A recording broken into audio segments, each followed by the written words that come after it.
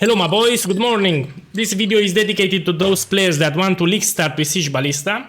Yeah, and I made here a list to not to forget, you know, because I'm getting gold. Where I made a list? Here I made a list. Okay. So league start practice should be done in standard, and I will zoom here to show you a few things. So here I just made the character and look at this garbage. Monsters get 100% maximum life. So what I'm telling you here, that the league mechanic from Necropolis will make the monsters harder. So you should league start practice in standard league, not in Necropolis. Yeah. Here it's another example. Oh, these monsters get 20% to all elemental resistances. They will die harder. So again, if you want to practice run for the next league, you should do it on standard, not in league. Yeah? Because in league, this Necropolis mechanic, it's forced upon you. You cannot skip it. Yeah? And the higher you go towards the acts, the harder the monsters get. So all league start testing should be done on standard. Yeah, this is it's very important because I've seen multiple guys doing this. Talk about flame. Okay, let's talk a little about flame wall. So in the How to League Start with Siege Ballista guide, I explained that in Act 1 you can pick either Purifying Flame or Rolling Magma. I personally always take Purifying Flame and later add a Holy Flame Totem to this combo because it's easy play. It's also casual player friendly, it's also new player friendly. More advanced players might prefer for Act 1 Rolling Magma. Fine if they want to do it like this, but I need to remind you that if you go with Rolling Magma, you also want to take Flame Wall, because there's a special interaction that we will talk in a second. But I need to remind you that in Act 2, either if you go with Purifying Flame or Rolling Magma, doesn't matter because we will switch to 2 Holy Flame Totems for lazy, excellent play. Yeah, so this is basically just for Act 1. Who cares about Act 1? Just stick like PoE guy told you, put Purifying Flame and 1 Holy Flame Totem. It will not be that bad. Also in the League Start guide, I explained multiple solutions for this. One of it is public party play on League Start.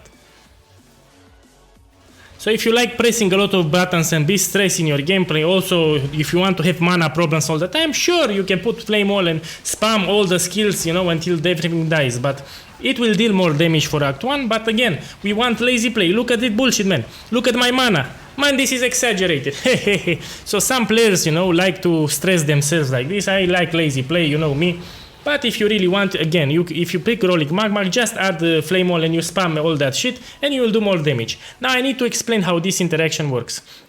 Here I will spam the Flame Wall, and when I shoot with the Rolling Magma, it will gain added fire damage. When passes through that wall, the projectile will get added fire damage, so it will deal more damage. Basically, that's how it works.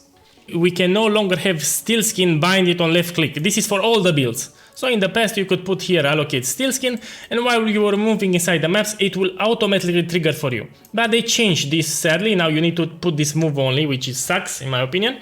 But it is what it is. In Act 3 you will find the automation gem and you can link Steel Skin to automation and you will have something like this. So Steel Skin will still trigger without you clicking automatically. Let's go back here to my beautiful list. Remind them to... okay. So... since we are doing fire damage, the moment you get the flammability curse, you should use it. This is a great damage boost on League Start. Because on League Start you have shit items, random items that you pick from the ground. You need the most damage as possible. And using a curse is the most free damage that you can get. So I've seen players that don't use flammability curse. Man, it's so easy. You just bind it somewhere and you curse. Good. Let's see the next one. No pierce. Okay, it's even in the How to League Start with Siege Ballista guide, but people skip it. Again, do not skip the guide. Let's go here in the Discord. So here I prepared the... Man, is ruining my presentation. Let's go here. So here I explain the changes that happen in the next league, and here you have the League Start guide. Okay, here you have all the information that you need in the guild Discord server. Yeah, so you should not skip this guide, How to League Start with Siege Ballista, because there are important warnings. One of these warnings is that you don't want pierce effects for explosive arrow ballista. Yeah, so pierce effect will make you that you deal 0 damage. During the explosive arrow ballista phase, well, let me see, so during this phase here, if you have pierce effects on your quiver, like penetrating quiver, you will do 0 damage.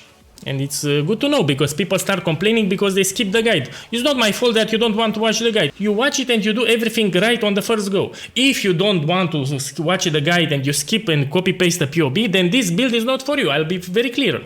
So the guide should not be skipped. Yeah, I'm very serious here. Now let's see another one. Rush for the bottom. Okay. So Here I put the order in when you transition to Explosive Arrow Ballista. Here is the order in which you want to allocate the nodes. So we're rushing first point blank here, then we will take the totem nodes at the bottom. You have some to the left, some to the right. This is the skill tree for the next league. Now you will have the totem nodes here, but same idea. You rush for the totem nodes here, you rush for the totem nodes here. This is the priority first, yeah? Just in case some will ask why, for example here in the totem nodes, I take this part to the right. And this is with critical strike and critical strike multiplier, which does not benefit Explosive Arrow. The reason I took this because I'm always taking into account the final transition into Siege Ballista. And for Siege Ballista, we need these points. So the idea of a league start, it needs to preserve as best as possible the skill tree. Yeah, so we don't use a lot of regret orcs. This is the idea of an excellent league starter. Yeah, so this was very calculated. Again, let's see what I wrote more. Rush and unlock your ascendancies. This is a common mistake that a lot of new Path of Exile players do. They don't unlock the ascendancy. So in the campaign, when you first enter a new league, you need to do some lab trials to have access to these powerful ascendancies. Look here what Hierophant has. This you can unlock it by Act 5, you will unlock it. It gives you one extra Ballista totem, so you can have one more Explosive Arrow Ballista totem. 100% totem placement speed, so you'll place your Ballistas very fast on the ground. This will help you with clear. And here is the busted skill that makes Siege Ballista so good. Also Explosive Arrow Ballista will shine because of this skill here. You get 5% more damage per summon totems, and you should have a bunch of totems even with Explosive Arrow. And in the Siege Ballista transition, you will have plenty of totems. So you should not start mapping without these nodes. So I explained, you want to take these nodes and also this one, because it will give you some defenses early on in white maps. A lot of new Path of Exile players, what they do, they don't unlock any lab. Yeah, this is a big mistake. Again, it was explained in my How to League Start guide, so you should not skip it. People that skip this guide usually are the people that have problems. Not my fault that they just copy-paste POBs. Yeah. Okay, my boys, let's see something else. Oh, and I put here, this is my favorite quote. I invented it. It's my favorite saying that I always say. One thing is to play a build. Another thing is to do that build right. Because I see, man, I played the build. Man, I did the build. Man, I don't care if you did it. Show me the POB. I need to see what you did there inside. Because you can make the build, but you can have a mess there. I need to repeat. One thing is to play the build. And another thing is to make that build right. Yeah. Okay, my boys. So this was for the league start part. I need to remind you, so here on the Discord server I created a special place. You even have the Atlas progression here that I will use. This is excellent even for casual players, new players friendly. Man, I know what I'm doing here.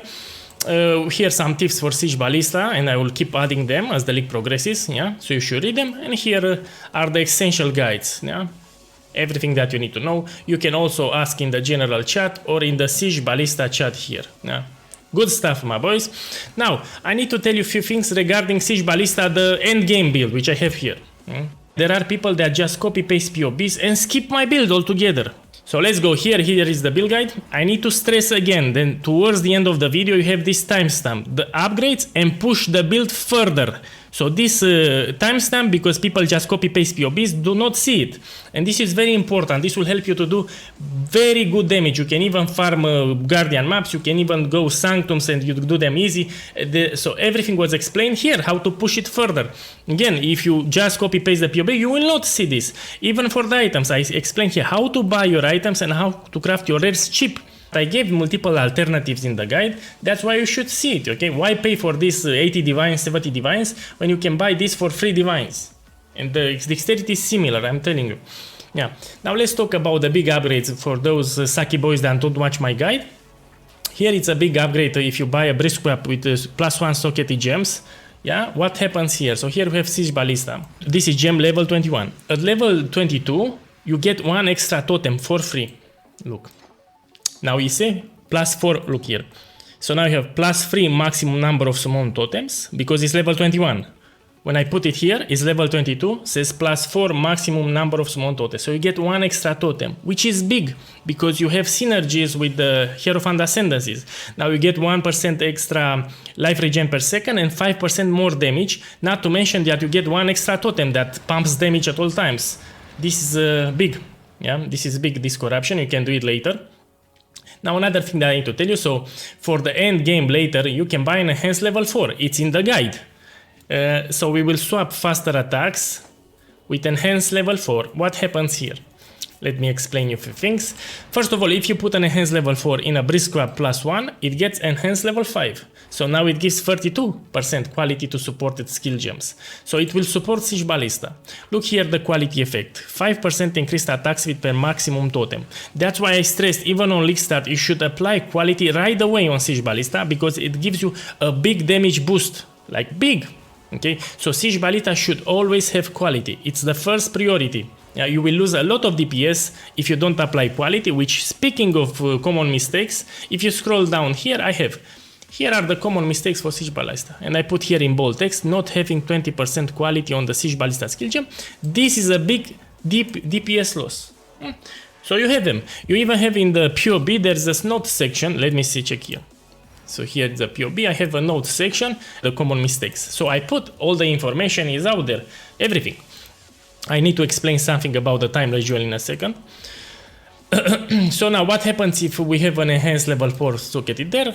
Instead of getting 5% per maximum totem, we're getting 13% increased attack speed per maximum totem. And let's see how totems I can currently summon. 18, you can summon up to 19 or 20 very easy. Later, I mean, you know, with the upgrades. So 80 totems multiplied by 13. So now I'm getting 230 attack speed instead of 55. As you can see, you get around 200% attack speed for free. At the moment, I'm getting like this. Just if you put an enhanced level 4. Push the build further. This is the purpose of this timestamp here. For those that want to go even further with this build. Should not be skipped.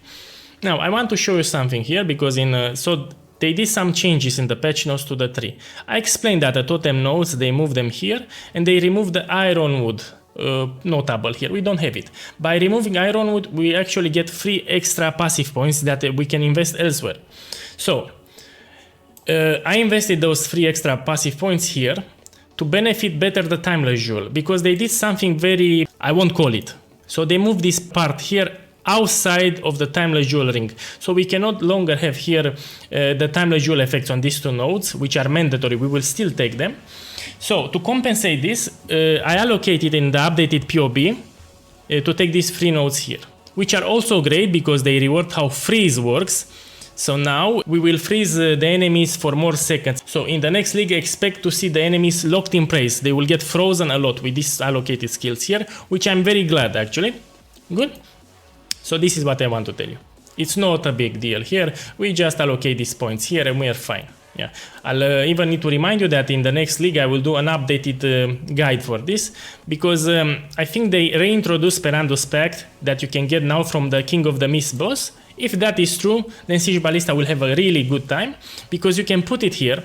So you can put the jewel here with chaos resistance and this will give you a lot of chaos resistance. I explained this in the build guide, by the way. I said in case Perandus Pact goes core, you will place it here with chaos resistance and this will almost cap our chaos resistance for free.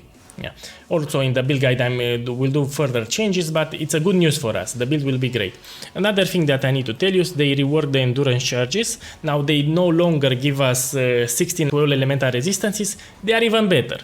Now they give us 60% less elemental damage taken, which is great. We will feel so good against spell hits. Yeah, and I explained the changes. If you scroll down here, I explained exactly this. Yeah. So here I explained all the changes, you have the updated PoBs and all that good stuff. Man, I hope this video was useful. I talked about everything now. Yeah. So the main idea that you need to take home is that you should watch the build guides. If you're considering league starting with this build, makes sense in my head that you need to watch the build guide. Yeah. And if you want to be sure if you're doing the right decision, I also explained that you should start first with the build. So you should start by making the Siege Ballista normal build and run some few maps, I don't know, in standard, tier 16 of course, to see how this build performs. Yeah, and you don't need to overpay for your items, just watch the build guide because there are cheap alternatives. Even for this, you don't have it with corruption, you can take it without corruption, you know, just to test the build, to see how it feels, how it plays. Good stuff. And I hope this was useful. I'll go finish my coffee. I won't make too many videos. I have some real life issues that I need to fix before the next league launches, because I want to play it without being disturbed. You know, during the league start, I will play like 50 hours non-stop. I will make coffees after coffees, and then I'll go to sleep, like always.